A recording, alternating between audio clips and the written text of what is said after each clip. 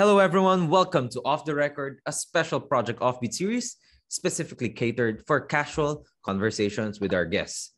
Para naman hindi laging career yung pinag-uusapan natin, di ba? Let's now try to talk to our guests in a casual manner. So expect pressing talk of the town, questions with her, and fun challenges.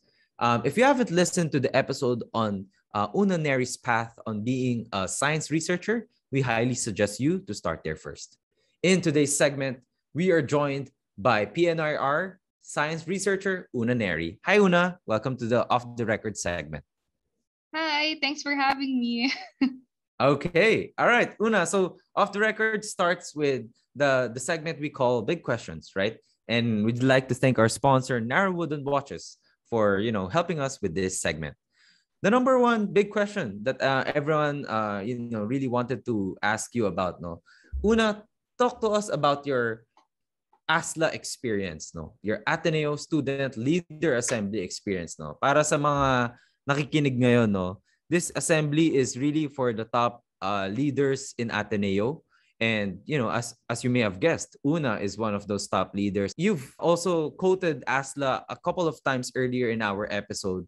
What is ASLA, no? And how it shaped you? Why is it in an important role for you on where you are right now? Well, my ASLA experience was definitely different. I was a senior during my ASLA 12 experience because that was my second try to apply for ASLA. The first time I didn't even make it to the first phase. Pero ayun, parang it was a definitely eye-opening experience for me. It humbled me a lot because I thought that I was a sure in at that point, And then when I got in, when I was a senior, I was the only senior from Ateneo de Manila because that was the time when they did not allow seniors yet. The graduating seniors rather. But because of my double degree, I had a fifth year. So I was still eligible to try again. Yung pala yung loophole. Yung pala yung loophole, no? Awesome. Yeah, that's why parang I was lucky to have a second chance and I was lucky enough to make it this time. And ayun, my ASLA experience was different, I guess, because I took it upon myself to be the ate of the entire batch because obviously I was the ate. I was the only senior. So ayun, parang it was a challenge for me to parang to be the ate na pagsabihan sila pag kailangan, yung mga ganon. And hindi naman, it was, tapos hindi ko pa sila ka-batch, so parang hindi ko sila kilala. Pero ayun, parang I got to meet a lot of friends, ganyan-ganyan. But what really opened my mind sa ASLA, kasi ako control freak ako. Na I'm very detail-oriented. I was a secretary general, so hindi naman siya nakakagulat. So, ayun, parang yun nangyari sa akin. If I can do things kasi myself, parang I would do it so much na basta magawa lang. Ayun. Pero what really really struck me was that I need to ask for help. Parang it was something na hindi ingrained sa akin. Until now, it's still a challenge for me na pwede ako mag-ask ng help and it's totally fine. Pero ayun. That was the most memorable thing siguro about my ASLA experience, aside from the 5 days with barely any sleep with 50 people. Pero yun, it's really a different experience. If you're from Ateneo and you're a undergraduate student, please do consider applying for ASLA. Yeah, para sa mga nakikinig, no, actually in your ASLA experience, no, this Ateneo Student Leader Assembly, they usually end and let you go to that assembly by telling you that you have a day 6, no? Basically, yung day 6 is that papakawalan ka na nila, pero ano yung ripple effect na gagawin mo sa mga industriya mo or sa mga career na pupuntahan mo? And I think it's literally seen right now in Oona, choosing government, choosing service, over all of the other, other opportunities, no? I guess we could say that ASLA really made the mark on Oona. Oona, I guess back to that government question, though. It's the dawn of a new government right now. Can we ask, like if it's okay with you? Is there anything interesting or hopeful that you're seeing from this new government with regards to your industry, with PNRI? Parang, how do you see the next 6 years playing out? And as a extra question after this, no, is there anything else? Is there anything you're worried about, naman? Well, we don't know yet what's gonna happen in 60 years. We're still waiting for the president Sona. Hopefully, that will give us a glimpse on what he has planned for our department and our institute. We're hopeful that because he has mentioned that he is open to nuclear power, that we will push through with our preparations towards the nuclear power program of the Philippines. And that's basically the only thing at this point that we're very, very, very hoping for and looking and holding closely. What we're worried about, we still don't have a secretary. It's already July 23, and we still don't have a DOST secretary. Yeah, so our worry is that we don't know if science and technology will again be one of the lower priority departments. I'm not saying it's specific to this presidency. We've had the lower budget among the departments for quite some time already. So ayun, we're just hoping that DOST will have will be prioritized a little bit more, at least this presidency. So ayun, that's something we're hoping for. Yeah. Actually, I'd like to pivot to my next question based on that final point that you made, no? Kasi parang napapansin nga rin namin, no? Bakit yung science technology, even the budget in itself, ang layo compared to the budget being provided in maybe in military and in these all other factions, no? Do you think that somewhat correlates to why people are choosing more and more careers on maybe management, more and more influencers, 'di ba? Alam mo, mas gusto ko na lang maging YouTube influencer, 'di ba? Kaysa pumasok sa isang science and technology field. Do you think that the government plays a role into that? And do you think any other factors play into that on why less and less people are, sort of taking science and technology courses, at least in the country? Yeah, there has been an ongoing there's always an ongoing debate, like on social media, or parang people saying it's so hard to be a science and technology worker here in the Philippines. You've seen issues on delayed salaries. We've seen issues on opportunities locally, available opportunities at the very least. And frankly speaking, if it weren't for the scholarships, I'm pretty sure there would be less people considering the science field in the Philippines at the very least. Pero ayun, parang a lot of the budget of DOST actually goes into scholarships. So that's your DOST SEI undergraduate scholarships, your DOST SEI masters and PhD scholarships. A lot of the budget also are salaries and our allowances. So that doesn't leave a lot of room for budget. The rest of the budget, I'm guessing, aside from the buildings and the whatnot and the utilities, a lot of the budget of the OST goes into giving grants for project proposals.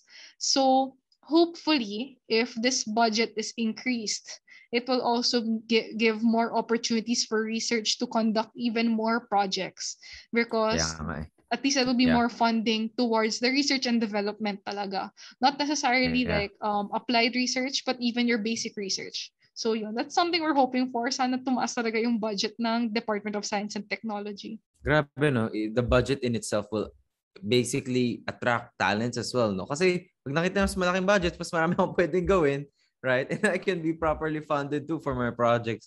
Sobrang laki pa ng bagay nung budget na i-allocate talaga ng gobyerno. That's the reality of working in government, no? Kasi, it's not like capitalism where if you want bigger share, parang you can just take it by releasing products and whatnot, no? Pero I guess in terms of, let's say Meralco, no? Meralco has the DOE as kind of its regulator. Can you talk to us about why the role of a regulator is so important in your industry? The DOSC has been looking for an independent regulator for nuclear power plants, right? Yeah, that's so true.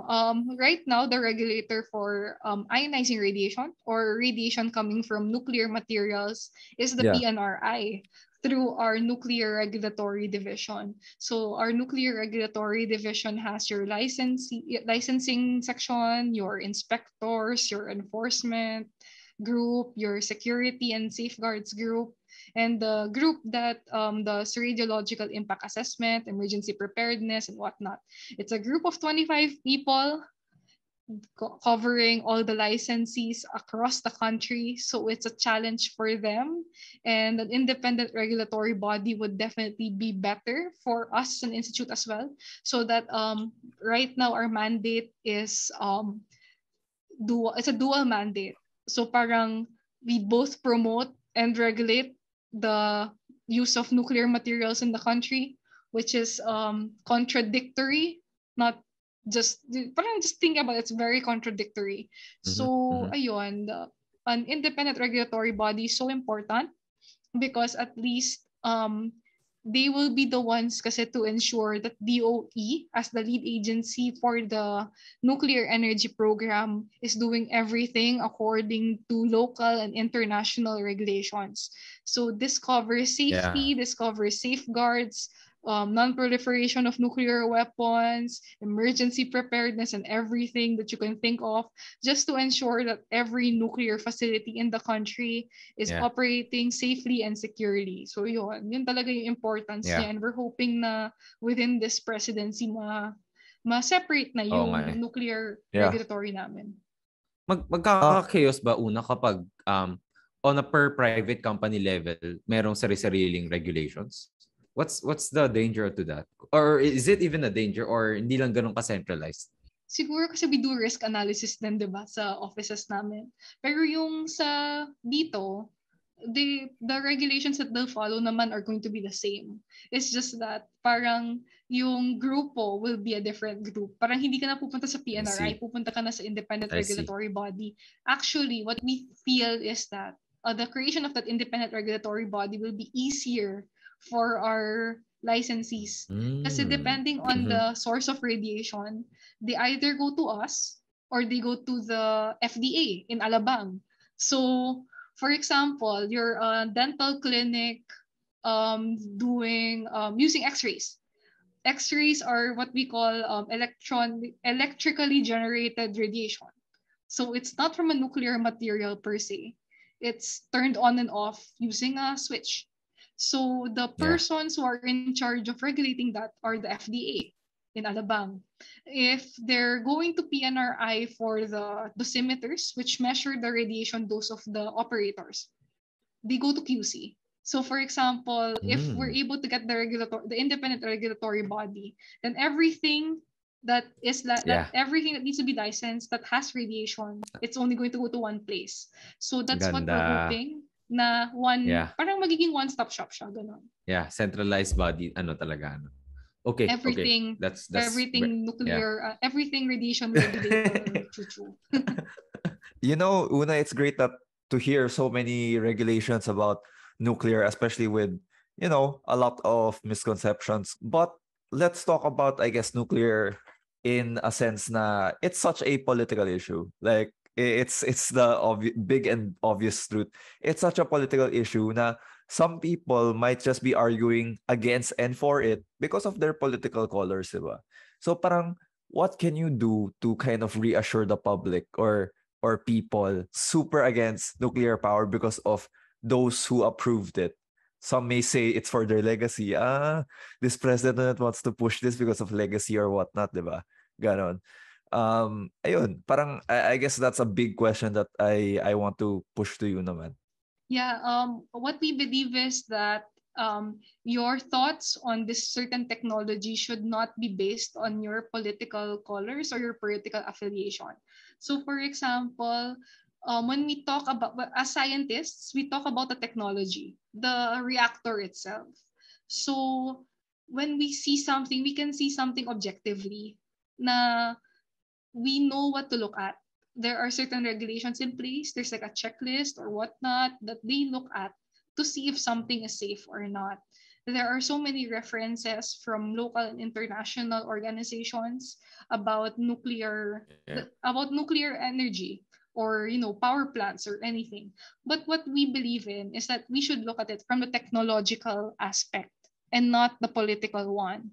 Kasi from there, we can already determine if it's good or not eh. So yun lang naman. Kung may pagkukulang man, it can be addressed through science or engineering. So kung ganon, why are we putting political colors into it? It should just be based on science and technology. Well, if only people were that interested to read on technical, di ba? Parang pagdating kasi sa colors, agad may comment ka, may feelings ka, di ba? Pero pag usapang objectivity na, parang wala na. Ikaw na yung matalino. Like smart shaming, yeah. is all out there. It's so frustrating. It's so frustrating. Okay. So Una, we're off to our, last part for off the record, no? Where we call it the reacting to top tweets. No, reacting. Not sure if you've watched this segment. I forgot what that game show is. Pero meron siya lang reacting to meme tweets, no? So sa amin, it's just reacting to top tweets on nuclear and everything there is to it, no? Okay, so I'll take one, Matt takes one. Here is my tweet, no? Coming from all the way nung March 4. Philstar.com tweeted, and there's this illustration of VP Leni Robredo. Yung headline nila, nuclear energy a least priority. Vice President Leni Robredo said she is open to talk about using nuclear energy in the Philippines. However, she insisted that the government should focus more on nuclear energy. Una, what's your take on this statement? I'll leave it to you on how you interpret that. No, agree, disagree? Any takes on that? Any additions to that? Why do they feel that way? Well, to be honest, at least she was open to it. So that's a good thing in our books. Pero yung sad lang kami na parang I think in a later article nung sinabi nga niya na lower, parang least priority siya. Yeah. Doon lang kami medyo nalungkot kasi parang for us at least, or for me personally, energy is also a priority because because electricity means allowing your kids to go to school, especially na hindi tayo face-to-face. It means being able to have a better lifestyle. Kasi parang parang yung mga ganon, parang it improves the way we live. Eh. So for me, kahit sabihin natin na we're in a pandemic, na health should probably be the priority at this moment, but I don't think naman na we should be saying na health is number one. Health, transportation is number two, parang ganon. Kasi you have the DOE naman eh. They have a set of people who are already assigned to look into nuclear energy through the Nuclear Energy Program Interagency Committee. So parang, ayun, parang why do we have to make it a lower, why do we have to make energy a low priority? Kasi I remember my friend also saying na ang dami-daming problema ng Pilipinas. Bakit pa nuclear pa? Parang ganon. Why are we even talking about this at the time of a pandemic? Yeah. Pero hindi naman nakikialam yung DOE, di ba, sa vaccines and whatnot, di ba? Parang ganon. So parang sa akin energy is a priority. So, ayun. It might not be like obvious because we're in a pandemic, but it is a priority. Great. Well, the next tweet is from ABS-CBN News. They're reporting a quote by Professor Fabian Dayrit. So, sabi ni Professor, it would be expensive for the Philippines to maintain the nuclear waste generated from the Bataan nuclear power plant after it's shut down if the government decides to open it. He added, nuclear energy is not a sustainable option for the country. And parang comment ko lang before Una answers. Sa tingin ko kilala niya tong professor na to eh. There was a light in her face when you said the name of this professor. Nagbabasa ako, hindi ko nakita. Ayun, game. Of course, he's my prof. Pero ayun. Oh wow. He was my prof in chem. Pero ayun, differences in opinion can happen even among scientists. Si Doc Dayrit and our director, si Dr. Arcidia, are good friends. Kasi parang talaga sila, agree to disagree na lang sila eh. Pero sa akin personally, I talk to radioactive waste managers from time to time, and although hindi nga siya cheap to manage, hindi naman sa hindi siya sustainable. There are studies na the nuclear waste from the current reactors can be used as fuel for the next generation of reactors. Yun yung argument nila ngayon, na hindi siya sustainable, but it's future fuel eh. Just, it's not going to be used right now. But maybe in the next 30 years, for example, it will still be fuel. Yun, pero hindi tayo it's not that we don't have any expertise or any competence in managing radioactive waste, because we do have a radioactive waste facility in PNRI. And we have people who get trainings on nuclear radioactive waste management. So ayun, parang sa akin lang, if you have questions about radioactive waste, itanong nyo na lang sa PNRI kasi sila talaga yung nagmamanage nun. Usap muna tayo bago nyo sabihin hindi sustainable or hindi maayos yung di ba, yung paglinis or what not, no? Yeah, nuclear waste kasi is the pinaka kung hindi yung accidents, you bring up is the waste. And ayun, what I can say then is nuclear is the only energy source that actually takes care of its waste. Kasi for example, ang coal, napupunta lang siya sa air, di ba? Parang wala ka nang, parang pag nagamit mo na siya, parang wala na. It's gonna go into your atmosphere na. Pag sa solar naman, yung mga panels mo, tinatapon na lang din. Ang nuclear lang, yung energy source that really takes care of its waste. Tapos yung mismong repository ng nuclear waste will be inspected na regularly para walang leak, walang anything. Also, another misconception, di ba sa Simpsons, yung nila sa nuclear waste, yung green na fluid na Actually, ang nuclear waste is most of the time it's solid. So, hindi basta-basta. Yeah. What? I don't have the sample, pero halimbawa yung pencil na to, itong eraser na part, usually, ganyan lang kalaki yung pellet. Tapos, pinagsasama-sama siya into like, yung parang rod na gano'n. Into a rod, yeah. So, essentially, yung kunin ng operator after its lifespan of how many months, kukunin niya, ganun pa rin yung itsura niya. Exactly. So, it's still a solid thing. So, ayun, parang it's easier to keep naman compared to a liquid, gano'n. Yung isang case hindi yung matatapon sa dagat, no? Yeah. Baka matapon bigla sa dagat, doon sila takot eh. Tsaka it's against the law din kasi I'm a pollution control officer also. That's another thing that they do on the side. So parang even if it's not nuclear waste, you can't just throw waste into the ocean. You can get jailed for that. So yun lang naman. Parang oh my God. It's always a contention. Pero ayun, point of contention yung nuclear waste. Pero ayun, just bring it out there. Now we have the competence naman to handle it. Grabe, Lance, you know what I learned today? Parang know who you're talking to. Kasi parang lahat ng questions natin, parang biglang, Una's such an expert in all of them, no? Ayun, anyway, go lang. Una, I can't wait for one-on-one with Professor Dairit, no? Hopefully, magkaroon kayo ng... siya, alam mo, one time, kwento ko lang, kasi I'm parang close friends kami ni Kong Marco Juanco, one of the nuclear advocates talaga sa Philippines. So he's been doing this advocacy work for, I think, 15 years. He brought this expert, although I parang hindi ko siya masyadong fina-follow, pero he brought this guy from the US to give a talk in UP. Tapos one of the reactors was Doc Dairit.